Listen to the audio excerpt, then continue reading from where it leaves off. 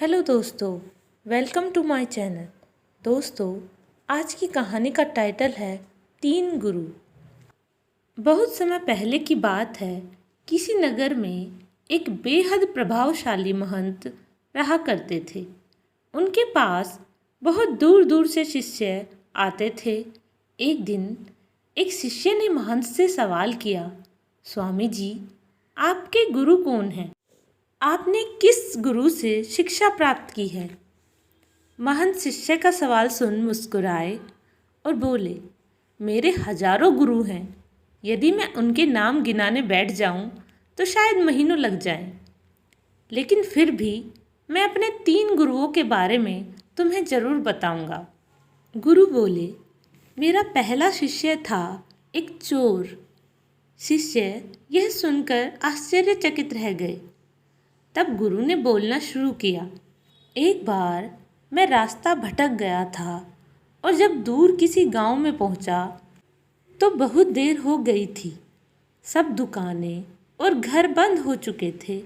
लेकिन आखिरकार मुझे एक आदमी मिला जो एक दीवार पर चढ़ने की कोशिश कर रहा था। मैंने उससे पूछा कि मैं कहाँ ठहर सकता हूँ। तो वह बोला कि आधी रात हो गई है, इस समय आपको कहीं कोई ठिकाना नहीं मिलेगा। लेकिन आप चाहें तो मेरे साथ आज की रात रुक सकते हैं। मैं एक चोर हूँ और अगर एक चोर के साथ रहने में आपको कोई आपत्ति ना हो तो आप मेरे साथ रह सकते हैं। वह इतना प्यारा आदमी था कि मैं उसके साथ एक रात की जगह एक महीने तक रह गया। वह हर रात मुझे कहता कि मैं अपने काम पर जा रहा हूँ, आप आराम करो, प्रार्थना करो। जब वह काम से आता तो मैं उससे पूछता कि कुछ मिला तुम्हें? तो वह कहता, आज तो कुछ नहीं मिला। अगर भगवान ने चाहा तो जल्दी ही ज़रूर कुछ मिल जाएगा। वह कभी निराश और उदास नहीं होता था और हमेशा मस्त रहा करता था। कुछ दिन बाद मैं उसको धन्यवाद देकर अपने घर लौट आया। जब मुझे ध्यान करते हुए सालों साल बीत गए और कुछ भी नहीं हो रहा था तो कई बार ऐसे क्षण आते थे कि मैं बिल्कुल हताश और निराश होकर साधना छोड़ने का मन बना लेता था। और तब अचानक मुझे उस चोर की याद आती जो रोज़ कहा करता था कि भगवान ने चाहा तो जल्दी ही कुछ ज़रूर मिलेगा। और इस तरह मैं हमेशा ध्यान लगाता और साधना में लीन रहता। मेरा दूसरा गुरु एक कुत्ता था। एक बहुत गर्मी वाले दिन में मैं कहीं जा रहा था और मैं बहुत प्यासा था और पानी की तलाश में घूम रहा था कि सामने से एक कुत्ता दौड़ता हुआ आया। वह भी बहुत प्यासा था। पास ही एक नदी थी।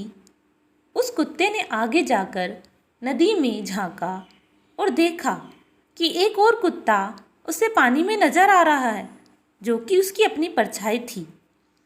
कुत्ता उसे देखकर बहुत डर गया। वह परछाई को देखकर भौंकता और पीछे हट जाता। लेकिन बहुत प्यास लगने के कारण वह पानी के पास लौट आता। अंततः अपने डर के बावजूद वह पानी में कूद गया और उसके कूदते ही परछाई भी गायब हो गई। उस कुत्ते के साहस को देख मुझे एक बहुत बड़ी सीख मिली कि अपने डर के बावजूद व्यक्ति को छलांग लगा देनी चाहिए। सफलता उसे ही मिलती है जो व्यक्ति डर का साहस के साथ मुकाबला करता है। गुरु आगे कहते हैं, मेरा तीसरा गुरु एक छोटा बच्चा था। मैं एक गांव से गुजर रहा था कि मैंने देखा एक छोटा बच्चा एक जलती मोमबत्ती लेकर जा रहा था। वह पास के किसी मंदिर में मोमबत्ती रखने जा रहा था। मजाक में ही मैंने उससे पूछा कि क्या ये मोमबत्ती तुमने जलाई है? वह बोला, जी मैंने ही जलाई है।